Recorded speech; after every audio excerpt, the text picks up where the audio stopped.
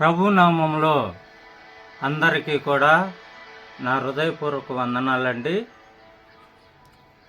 ఈ దినము దేవుని వర్తమానం. లోకములో పడిపోయి చెడిపోయినటువంటి వ్యక్తులను గురించి మాట్లాడుకుందాము.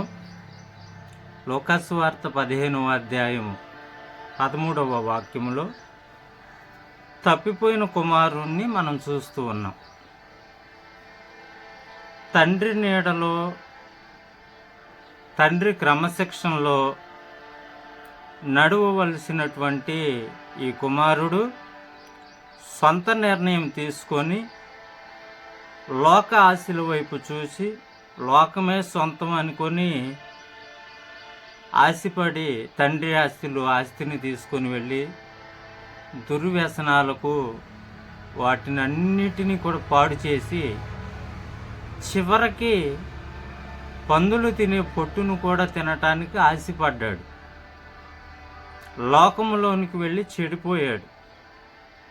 మనుషులమైన మనము జ్ఞానముతో ఉండాలి.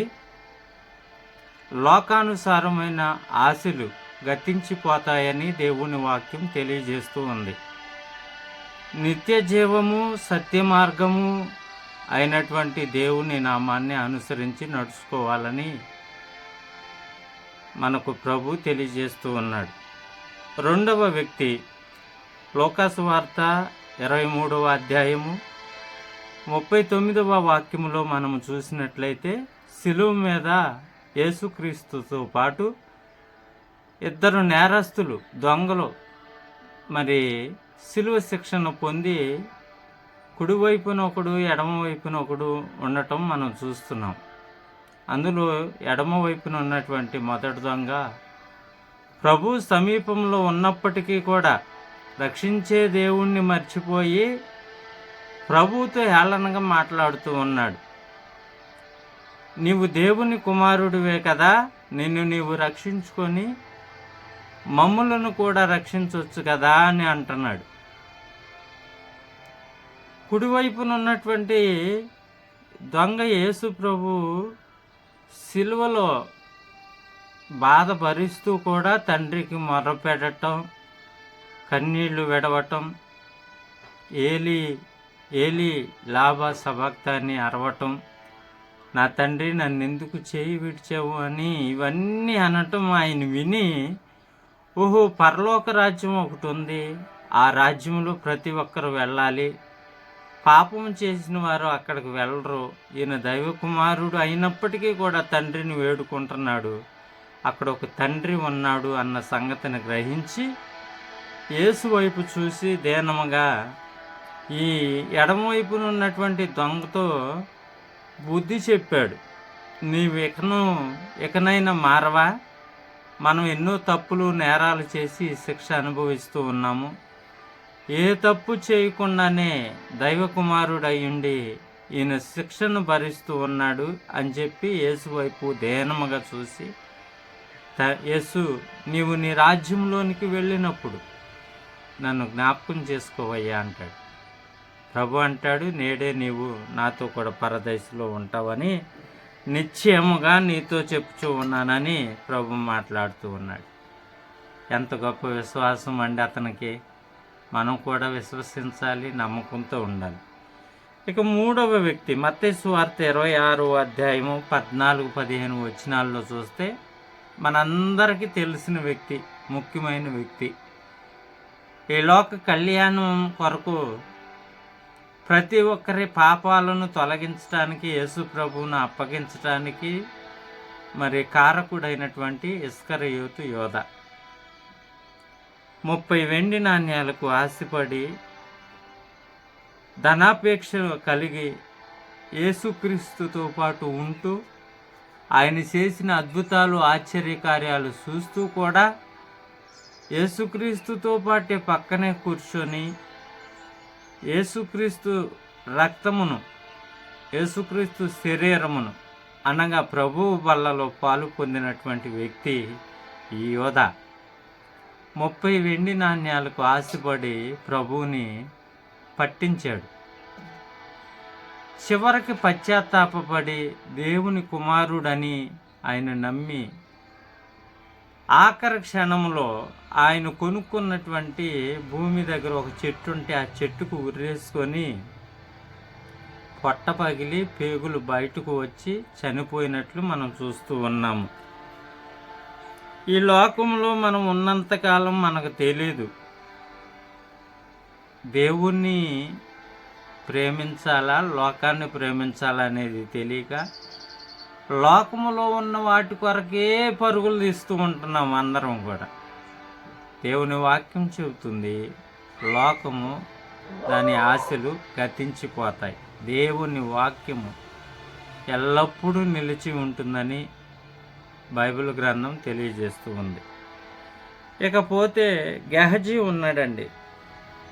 గెహజీ మరి ఎలీషా ప్రవక్త దగ్గర సువార్త ప్రకటించే ట్రైనింగ్లో ఉన్నాడు, పరిచర్య చేస్తూ ఉన్నాడు. అలాంటి గెహజీ నయమాను దగ్గర మరి ఈ లోక ధనాన్ని ఆశపడి పరిగెత్తుకుంటూ వెళ్ళి నయమాను దగ్గర బంగారము దుస్తులు ఇవన్నీ తెచ్చుకున్నాడు. ఎలీషా ప్రవక్త అతన్ని గమనించి, నీవు నయమాను దగ్గరికి వెళ్ళి తెచ్చుకున్న వాటిని దాచిపెట్టుకొని వచ్చిన సంగతి నీవు అక్కడికి వెళ్ళినప్పుడు నా మనసు నీతో రాలేదా అని చెప్పి ఆయన వెంటనే గెహజీని శపిస్తాడు. తెల్లని మంచులా ఉండేటువంటి కుష్ఠరోగం నీకును నీ సంతతి వారికి ఎల్లవేళలా ఉంటుందని చెప్పి శపించటం జరిగింది. ఈ లోకములో ఇవి ఆశపడితే ఎవరైనా లోకములో పడి చెడిపోతాము తప్పనిచ్చి ఈ లోకములో ఉన్నదంతా కూడా వ్యర్థము వ్యర్థము సమస్తము వ్యర్థమని సొలొమోను, జ్ఞాని అయిన సొలొమోను తెలియజేస్తూ ఉన్నాడు. అలాగునే 5వ వ్యక్తిగా మనం చూస్తూ ఉన్నాము. 2వ తిమోతి పత్రిక 4వ అధ్యాయము 10వ వాక్యమును మనం పరిశీలన చేస్తే అక్కడ దేమా అనే వ్యక్తి ఉంటాడు.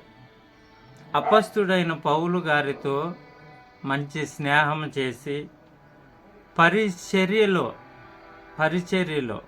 విరువుగా వాడబడుతూ ఎంతో సహాయకుడిగా ఉన్నాడు. చివరికి ఆయన కూడా లోకం వైపు చూశాడు.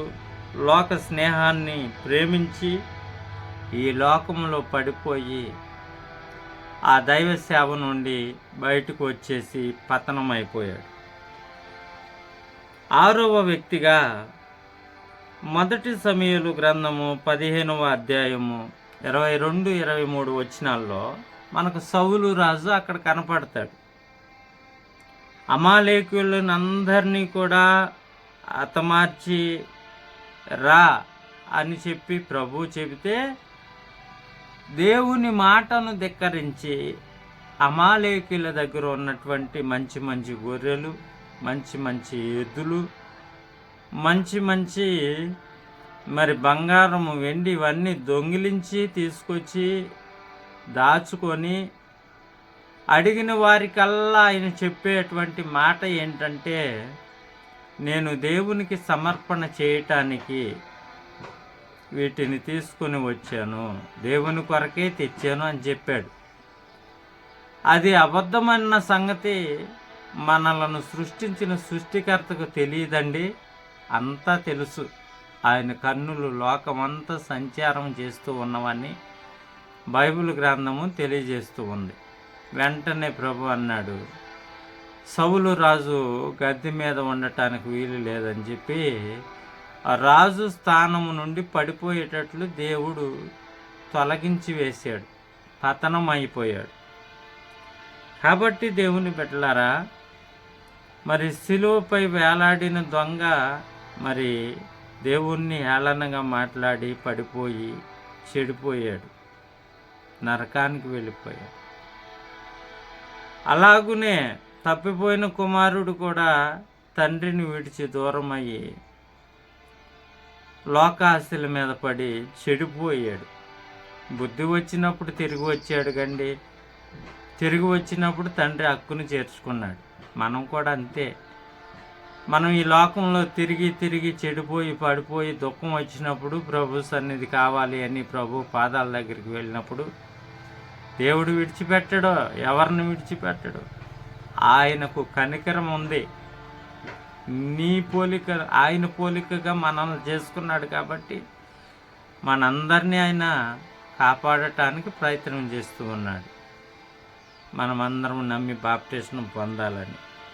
మారు మనసు లేకపోతే పరలోక రాజ్యం వెళ్ళలేం. ధనాపేక్షను ఆశించిన ఇస్కరియోతు జీవితం ఏమైపోయిందండి? పొట్టపగిలి పేగులు బయటకు వచ్చి చనిపోయినట్లుగా మనం చూస్తూ ఉన్నాము. గెహజీ వెండి బంగారాలకు, వస్త్రాలకు ఆశపడి తన జీవితానికే కుష్ఠరోగమును తెచ్చిపెట్టుకున్నాడు. ఒక్కడితో పోయిందా? కుటుంబం మొత్తానికి ఆ శాపం వచ్చింది. ఏది విత్తుతావో ఆ పంటనే కోస్తావని దేవుని వాక్యము తెలియజేస్తూ ఉంది.